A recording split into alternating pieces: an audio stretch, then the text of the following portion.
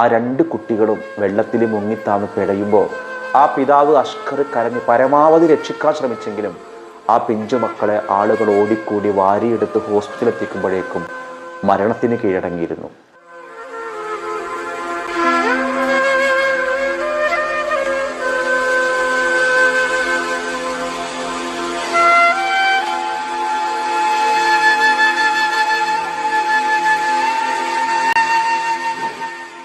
അങ്ങനെ പരമാവധി ഹോസ്പിറ്റലിൽ നിന്ന് രക്ഷപ്പെടുത്താൻ മനുഷ്യരെ കൊണ്ട് കഴിയുന്നതൊക്കെ ചെയ്തു.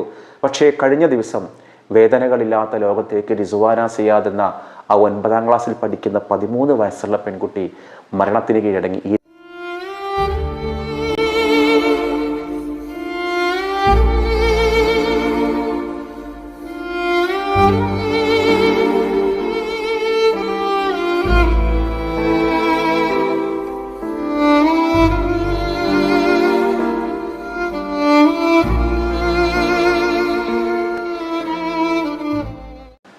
അസ്സലാമു അലൈക്കും, welcome back to Visal media.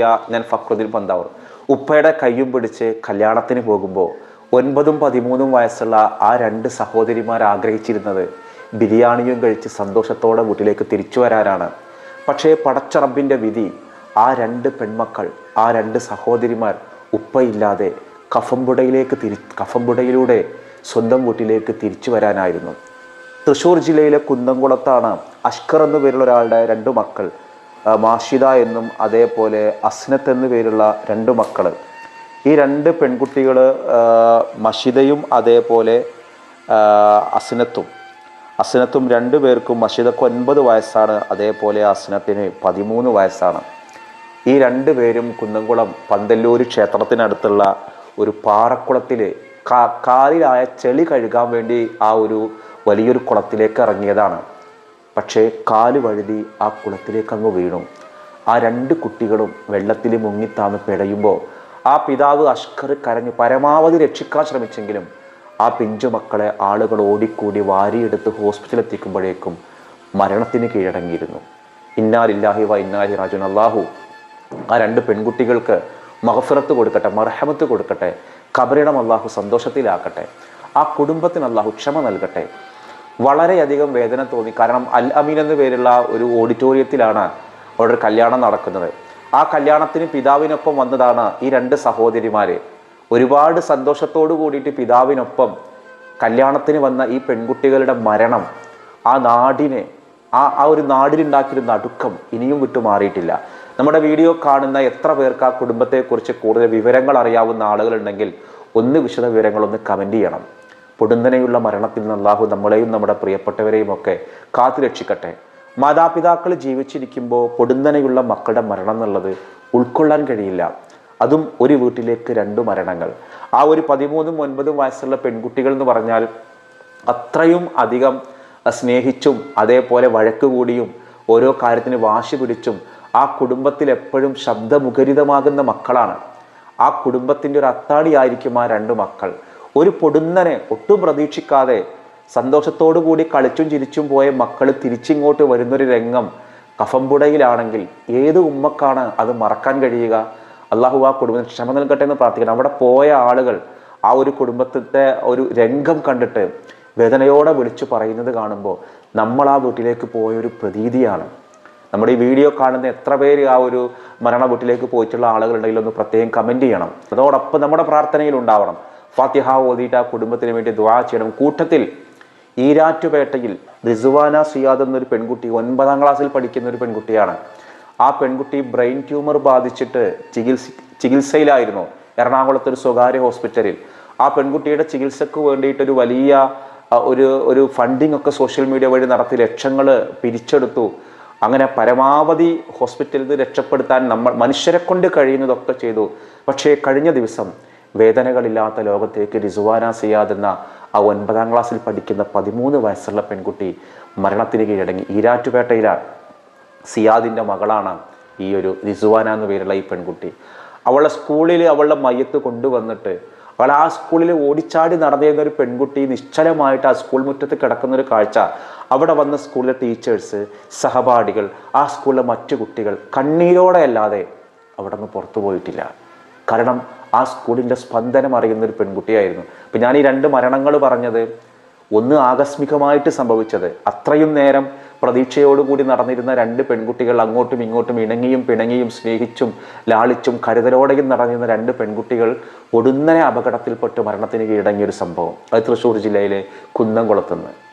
അതേപോലെ അസുഖം ബാധിച്ച് വേദനയോടെ കഴിഞ്ഞൊരു പെൺകുട്ടി, ഒരു പക്ഷേ ആ കുട്ടിക്ക് ഹൈറ് മരണമായിരിക്കാം. റിസ്വാന എന്ന പേരുള്ള ഒരു 9ാം ക്ലാസ്സിൽ പഠിക്കുന്ന ഒരു 13 വയസ്സുള്ള ഒരു പെൺകുട്ടി. ഇതൊക്കെ നമ്മുടെ മുന്നിൽ ജീവിതം എന്നുള്ളത് നമ്മൾ ഏത് രൂപത്തിൽ ചെലവഴിക്കണം എന്നൊരു പാഠമാണ്. ഈരാറ്റുപേട്ടയിലെ റിസ്വാന എന്ന പേരുള്ള ആ പെൺകുട്ടിയെക്കുറിച്ച് കൂടുതൽ വിവരങ്ങൾ അറിയാവുന്ന ആളുകൾ അവരുടെ പേര് പറഞ്ഞുകൊണ്ട് തന്നെ ആ വിവരങ്ങളൊന്ന് കമൻറ്റ് ചെയ്യണം. അതിലും അള്ളാഹു ആ കുടുംബത്തിന് ക്ഷമ നൽകട്ടെ എന്ന് പ്രാർത്ഥിക്കാൻ. ഈ മാതാപിതാക്കളുടെ മുന്നിൽ നിന്ന് മക്കൾ മരിച്ചു കഴിഞ്ഞാൽ എത്ര കാലം കഴിഞ്ഞാലും അവരത് മറന്നുപോയില്ല. ഞാൻ റിപ്പോർട്ടർ ചാനലിലൊരു വാർത്ത കണ്ടു. 9 വർഷം മുൻപ് മരിച്ചുപോയ തൻ്റെ മകനു വേണ്ടി ഭക്ഷണം ഒരുക്കി കാത്തിരിക്കുന്ന ഒരമ്മ. ഒന്ന് ആലോചിച്ച് നോക്കൂ.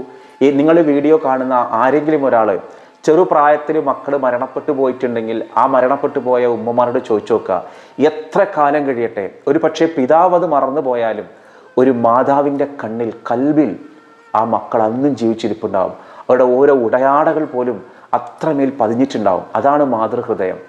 എൻ്റെ നാടിനടുത്തുള്ള പൊന്നാനി എരമംഗലത്താണ് ഒരു മരിച്ചുപോയ സന്തോഷം എന്ന് പേരുള്ള ഒരു മകന് കാത്തിരുന്നിട്ട് ഭക്ഷണം ഒരുക്കി എന്നും കൊണ്ടുകൊടുക്കുക. അമ്മയുടെ മനസ്സിൽ ആ മരണം ഉൾക്കൊള്ളാൻ കഴിയുന്നില്ല എന്നുള്ളതാണ്. അത് അവരുടെ ഹിന്ദു വിശ്വാസ പ്രകാരം ബലിക്കാക്കകൾ വന്നത് തിന്നുപോകത്രേ. ഒന്ന് ആലോചിച്ച് നോക്കൂ. ഞാൻ ആ കാണുന്ന ഒരു മാതാവിൻ്റെ ഹൃദയമാണ്. നിങ്ങൾ എത്ര പേര് ആ ഒരു വാർത്ത കണ്ടോന്ന് എനിക്കറിയില്ല. 9 വർഷങ്ങൾക്ക് മുൻപ് മരിച്ച മകന് വേണ്ടി 3 നേരവും ഭക്ഷണം വിളമ്പി കൂട്ടിരിക്കുന്ന ഒരമ്മ. മലപ്പുറം പൊന്നാനി എരമംഗലം സ്വദേശിനി രാധമ്മയാണ്. മകൻ സന്തോഷിന്റെ മരണശേഷവും മകന് വേണ്ടി ഭക്ഷണം വിളമ്പി കസേരയിട്ട് കാത്തിരിക്കും. അപ്പൊ നമ്മുടെ ഉള്ളില് സ്നേഹം എന്നുള്ളത് വല്ലാത്തൊരു വികാരമാണ്. പ്രത്യേകിച്ച് മാതാപിതാക്കളുടെ കൺമുന്നിൽ വെച്ച് മക്കൾ മരണപ്പെടുന്നതും ചെറിയ മക്കൾ. അള്ളാഹു നമ്മളെ കൊണ്ടൊന്നും ഇത്തരം പരീക്ഷണങ്ങൾ അകപ്പെടുത്തില്ലെന്നുള്ള പ്രാർത്ഥനയിലാണ്. അത് ഇന്നലെ എൻ്റെ നാടിനടുത്ത് കുറ്റിപ്പുറത്ത് തവനൂര് കാർഷിക കോളേജിന് പിറകുവശത്ത് അവിടെ ഒരു കടവുണ്ട്. ആ കടവിലെ വിശാലമായിട്ട് മരുഭൂമി പോലെ കിടക്കുന്ന മണൽക്കാട് പോലെയുള്ള ഭാരതപ്പുഴയുടെ ഒരു ഭാഗമുണ്ട്. അപ്പോൾ അവിടെ ആളുകൾ ഫുട്ബോൾ കളിക്കുന്നുണ്ട്. അങ്ങനെ ഫുട്ബോൾ കളിച്ച 2 കുട്ടികൾ ബന്ധുക്കളാണ്. ആ 2 കുട്ടികൾ, ഒന്നിൻ്റെ പേര് അശ്വിൻ 11 വയസ്സുള്ള കുട്ടി, മറ്റൊന്ന് 13 വയസ്സുള്ള ആരോമലിൻ്റെ അച്ഛൻ നേരത്തെ 2 വർഷം മുമ്പ് മരിച്ചു പോയതാണ്. ഇവരെ വീട് ശരിക്കും പയ്യോളിയിലാണ്. ഇവരുടെ അമ്മ കാർഷിക കോളേജിലെ ജീവനക്കാരിയാണ്. അങ്ങനെ ഇവരവിടെ താമസമാണ്. ആ കുട്ടികൾ അവിടെ ഫുട്ബോൾ കളിച്ചുകൊണ്ടിരിക്കുമ്പോൾ പെട്ടെന്ന് ബോള് പുഴയിൽ പോയി. ആ പുഴയിൽ പോയ ബോൾ എടുക്കാൻ വേണ്ടി ഇറങ്ങിയതാണ് ഈ 2 മക്കൾ. പക്ഷേ ഒഴുക്കിൽപ്പെട്ട് പുഴയുടെ സ്വഭാവം മനുഷ്യൻ്റെ സ്വഭാവം പോലെയാണ്. അതെപ്പോഴാണ് കലങ്ങി മറിയാന്ന് പറയാൻ പറ്റില്ല. പുഴയുടെ ഒഴുക്കിൽ ആ 2 കുട്ടികൾ പെട്ടു. അലറി വിളിച്ചപ്പോഴേക്കും അവിടെ പശുവിനെ നോക്കാൻ വന്ന ആളുകളെ കൂടി രക്ഷപ്പെടുത്തിയപ്പോഴേക്കും ജീവൻ നഷ്ടപ്പെട്ടിരുന്നു ആ 2 മക്കൾക്ക്. ആ 2 മക്കളുടെ കുടുംബത്തിന് വിശാൽ മീഡിയയുടെ കണ്ണീർ കുതിർന്ന ആദരാഞ്ജലികൾ നേരുകയാണ്. എത്ര സന്തോഷത്തോടു കൂടി കഴിഞ്ഞിരുന്ന മക്കളാവും. പ്രാർത്ഥനയോടെയാണ് നമുക്കവരെക്കുറിച്ച് ഓർക്കാൻ കഴിയൂ. കണ്ണീരോടെ നമുക്കവരെക്കുറിച്ച് പറയാൻ കഴിയൂ. അപ്പോൾ അതാ പറയണത്, ഇന്നലെ ഒരു ദിവസം കൊണ്ട് നടന്ന സംഭവങ്ങളാണ് ഞാൻ പറയണത്. മിനിഞ്ഞാന്നാണ് 2 കുട്ടികൾ അതേപോലെ ക്ഷേത്രക്കുളത്തിൽ മുങ്ങി മരിച്ചത്. ആ കുട്ടികളുടെ പേര് ഞാൻ മറന്നുപോയി. അപ്പം നമ്മുടെ പ്രാർത്ഥനയിൽ എപ്പോഴും ഉണ്ടാവുക സന്തോഷത്തോടു കൂടി എന്താ പറയുക ഒരു ആരോഗ്യമുള്ളൊരു ജീവിതം ഉണ്ടാവുക എന്നുള്ളത്. ആ ബ്രെയിൻ ട്യൂമർ ബാധിച്ച റിസ്വാന, അതേപോലെ മരണത്തിന് കീഴടങ്ങിയ സഹോദരിമാർ, ഈ 2 സഹോദരന്മാർ, എപ്പോൾ വേണമെങ്കിലും നമ്മുടെ ഉള്ളിൽ മരണം വരാമെന്നൊരു ചിന്ത ഉണ്ടാവണത് നല്ലതാണ്. മരണത്തെക്കുറിച്ചുള്ള ഓർമ്മ നമുക്ക് നല്ല ജീവിതം ഉണ്ടാക്കാൻ പ്രേരിപ്പിക്കുന്നതാണ് മഹാന്മാരൊക്കെ നമ്മളെ പഠിപ്പിച്ചിട്ടുള്ളത്. അപ്പോൾ ഏതായാലും വിശാൽ മുരിയുടെ കുടുംബം ഈ മരണപ്പെട്ടു പോയ മക്കൾക്കൊക്കെ വേണ്ടി ചെറിയ പുതുതലമുറയിലേക്ക് വരുന്ന മക്കളാണ് ഈ മരണപ്പെട്ടത്. ആ കുടുംബങ്ങൾക്ക് വേണ്ടി പ്രാർത്ഥിക്കണം. അപ്പം ഇൻഷാ അല്ലാഹ് കഴിഞ്ഞ വീഡിയോക്ക് നമ്മൾ ചോദ്യം ചോദിച്ചിരുന്നു, ഈ അവയവദാനം അനുവദനീയമാണ് എന്ന് പറഞ്ഞ പണ്ഡിതൻ ആരാണെന്നുള്ളത്. മുസ്തഫൽ ഫൈദി എന്ന പണ്ഡിതനാണ് അതിൻ്റെ ശരിയായ ആൻസർ.